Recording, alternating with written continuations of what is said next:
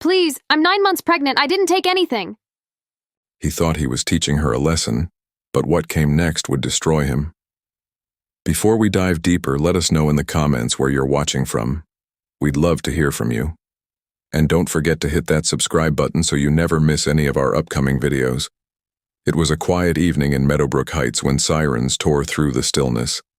At the curb of a small ranch-style home, red and blue lights flickered across the lawn. Inside, Sarah Reynolds, heavily pregnant, trembling, was being led in handcuffs by 2 officers. Her face was streaked with tears. Neighbors gathered at windows and doors, whispering in shock. She cried out, "You know it wasn't me." But her husband, Mark Reynolds, stood nearby with an expression that had hardened into something the room could not ignore. He had called the police, accusing her of stealing $500 from his wallet. She had no memory of that moment. She begged and pleaded inside the patrol car. "Look at me. I'm carrying our baby. You can't do this." And so the optics were set. A pregnant woman behind bars, a husband claiming betrayal. The cruelty and the questions began in that single flash of blinking lights. Sarah Reynolds had always been the kind of woman people in Meadowbrook Heights admired. She worked part-time at the local library, the kind of job that didn't bring in much money, but gave her a sense of purpose. Even at 9 months pregnant, she carried herself with quiet strength. Neighbors remembered seeing her walking to the corner store with her hand resting on her swollen belly, greeting everyone with a smile. She kept a small journal where she wrote down names for the baby, moments of gratitude, and reminders for doctor's visits. She clipped coupons, saved pennies in a jar on the kitchen counter, and often baked bread to share with the couple next door. She looked forward to motherhood with an open heart, believing her home would be a place of safety, love, and peace. But what no one outside their walls fully understood was that her husband, Mark Reynolds, carried a darker temperament, one that shadowed their marriage with control and suspicion. Mark Reynolds worked long shifts at a manufacturing plant across town. By all appearances, he was a man devoted to providing for his family, but underneath that exterior, he wrestled with insecurity and resentment. He often measured his worth by the cash he had in his wallet or the bills stacked in his drawer. He wanted to believe he controlled every aspect of his household, and money was the weapon he used to assert that control. Small arguments about grocery receipts turned into long lectures. If Sarah bought baby clothes without consulting him first, he questioned her judgment. He had an eye that narrowed at the smallest discrepancy: a missing dollar, a miscounted receipt, a quarter he thought should still be in his pocket. To him, control equaled security. To her, it felt like living under constant suspicion. The neighbors saw only glimpses of this tension. They heard Mark make jokes about keeping Sarah in line when they hosted barbecues. He would dismiss her opinions about baby names by saying, "Let's be real, I'm the one running this house." He laughed when he said it, but there was no humor in his eyes. Sarah would force a smile and retreat to the kitchen, the weight of his words pressing silently on her shoulders. In private, those remarks were sharper, more pointed. "If you can't keep track of receipts, how do I know you can keep track of a child?" he once told her. Sarah wrote about that night in her journal, her handwriting trembling, as if even her pen felt the sting. This was not the first time Mark accused her of wrongdoing. Months earlier, when he couldn't find spare change he had left on the counter, he confronted her with anger that startled even himself. She explained she had used it to buy milk for breakfast, but he dismissed her explanation as carelessness. Another time, when she misplaced a receipt from the pharmacy, he claimed she was hiding something. Each small misunderstanding deepened his mistrust, though Sarah never stopped trying to prove her loyalty. She kept every receipt in an envelope after that, dated and labeled, but it never seemed to satisfy him. She lived under the heavy cloud of his paranoia, never knowing when another storm would break. By the final month of her pregnancy, Sarah's days were spent preparing for the baby, while her nights were filled with quiet prayers that Mark's temper would ease once their child arrived. She folded tiny clothes and placed them neatly into a dresser they had bought secondhand. She painted the nursery walls pale yellow, telling herself that light could drive out darkness. She still believed in some quiet part of her heart that Mark would change, that becoming a father would soften him, that love would overcome suspicion. But with every passing day, the distance between them grew. Mark's gaze lingered on his wallet more often than on her swollen belly, and his obsession with control crept closer to the breaking point. And when $500 went missing, all of his doubts, all of his insecurities, came crashing down on the woman who least deserved them. The missing $500 became more than a dispute over cash. It became the weapon Mark Reynolds used to strip Sarah Reynolds of her dignity piece by piece. What started as a question quickly turned into an accusation, and that accusation became a spectacle. At first, he cornered her in the kitchen, his voice rising as he waved his nearly empty wallet in front of her face. Sarah, exhausted and heavily pregnant, tried to explain that she hadn't seen the money, that maybe he had misplaced it or used it without remembering. But her calm explanations only fueled his anger. He called her a liar, his words cutting like sharp glass. When she cried, pleading for him to believe her, he mocked her tears. The cruelty deepened when he brought his accusations into the presence of family. At a Sunday dinner, with relatives gathered around the table, Mark slammed his fork down and announced that Sarah had stolen from him. The room grew tense, eyes shifting from him to her. Sarah tried to protest, but Mark cut her off, laughing bitterly and saying, "You think being pregnant gives you a pass? A thief is still a thief." Those words silenced her, leaving her humiliated in front of the very people she had once hoped would be her support. Behind closed doors, the punishments escalated. One evening, when Sarah set the table for dinner, Mark refused to let her sit down. He pushed the plate away and told her she wasn't going to eat until she admitted what she had done. Hungry and trembling, she sat in the living room, listening to the clinking of his silverware, her body aching from carrying the weight of their child. That night he told her she was no longer welcome in their bed. He ordered her to sleep on the couch, claiming that until she confessed, she didn't deserve comfort. Sarah curled up on the lumpy cushions, her back sore, her tears soaking into the fabric, all while Mark slept soundly in their room. Every day his words grew harsher, his accusations sharper. He began to threaten her in ways that cut to the bone, saying things like, "Once this baby is born, don't think you'll get to keep it. Courts don't side with liars." The thought of losing her child broke her spirit in ways that starvation or sleepless nights never could. She held her belly and whispered promises to the baby, swearing she would protect them no matter what, even as her own world crumbled around her.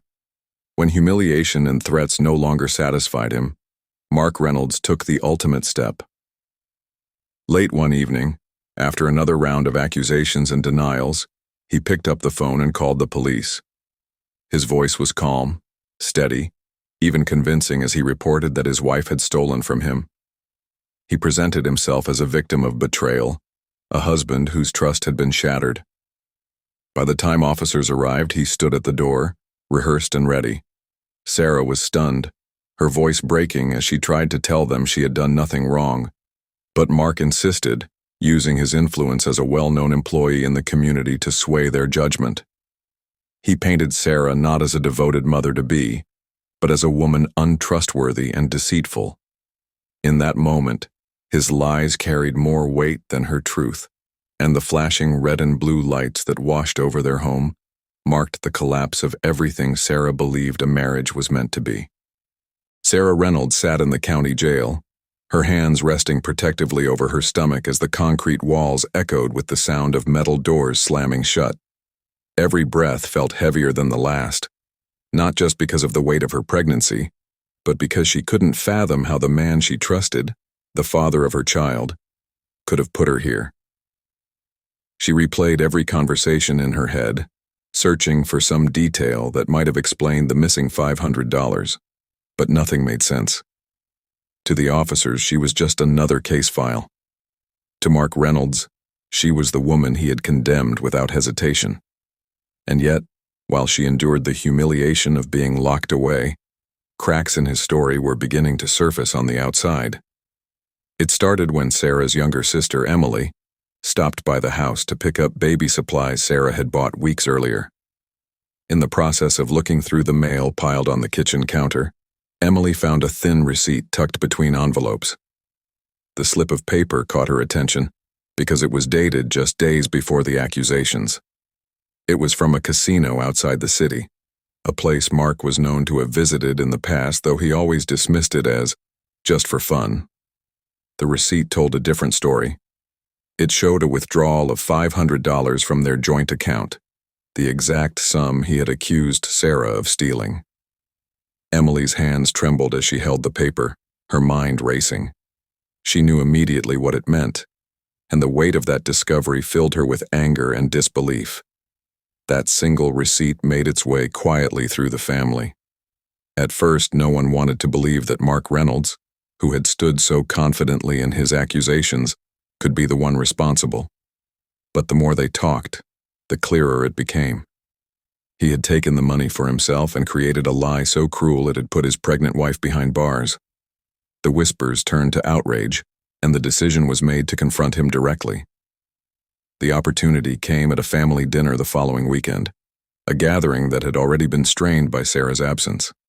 Plates of food sat untouched as the tension in the room grew thicker by the minute. In the middle of the meal, Emily placed the casino receipt on the table, sliding it slowly toward Mark. The sound of the paper brushing against the wood seemed louder than anything else in that room.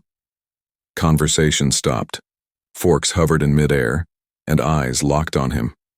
Mark looked down, his face paling as he read the words printed on the slip. For the first time, his mask cracked. He stammered, trying to brush it off as a mistake, but the silence around the table was deafening. Every relative, every friend who had once given him the benefit of the doubt, now stared at him with suspicion and anger. He could no longer laugh it off, no longer lean on his authority or his false confidence. The truth lay there in black and white, undeniable. This was the moment the balance shifted. No longer was Sarah the accused, the shamed, the humiliated. She was now the victim of a lie so cruel it shocked even those who thought they knew Mark best. His arrogance, his insistence, his certainty, all of it collapsed under the weight of a single receipt. And in that room, as the silence stretched into minutes, everyone began to realize the depths of his betrayal. The discovery of that receipt was only the beginning. What followed for Mark Reynolds was a chain of consequences that unraveled his life piece by piece, consequences that mirrored every humiliation he had inflicted on Sarah Reynolds. The first blow came swiftly. Emily Reynolds turned the evidence over to the authorities, and almost immediately, questions began to swirl around the validity of Mark's report. Detectives called him back to the station, no longer treating him as a concerned husband, but as a man whose story didn't add up. They pressed him about the casino withdrawal, about why he failed to mention it, and why he insisted that his pregnant wife was responsible for the missing cash. The more he tried to talk, the deeper the hole became. His calm confidence faltered, and in that interrogation room, Mark began to realize the same system he had weaponized against Sarah was now tightening its grip on him. Filing a false police report was no small matter, and now he was the one being treated like a suspect. But the legal pressure was only the first layer of his undoing. Back in Meadowbrook Heights, the story of Sarah Reynolds' arrest had already spread like wildfire. Neighbors who had watched her being led away in handcuffs had been horrified, whispering at first in disbelief and later in anger. When word spread that the accusations were false, that Mark had lied and placed his pregnant wife in jail to cover his own recklessness, the outrage was complete. Families in the community turned their backs on him. The Reynolds home, once a place people dropped by for friendly conversation, became a house no one wanted to approach. At church, where Mark had often stood tall and presented himself as a man of principle, people refused to meet his gaze. His name, once tied to stability, now carried the stench of cruelty and shame. Financial ruin soon followed. Mark's employer, who had prided himself on hiring men of honesty and integrity, learned of the investigation and quietly cut ties. Within weeks, Mark was out of work, his paycheck gone, and with it the authority he once clung to. Job applications went unanswered as news of his behavior traveled further than he expected.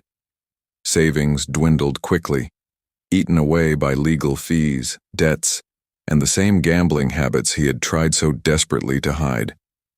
The man who once lectured Sarah about money, who treated every dollar as proof of his control, now found himself counting coins and begging for credit. He had tried to control wealth as a weapon, and now he stood broke, stripped of the one thing he believed defined his power. Socially, the humiliation was relentless. Those who had once laughed at his jokes about keeping Sarah in line now openly mocked him. The community that had watched Sarah suffer rallied around her, offering support, meals, and comfort while leaving Mark to fend for himself.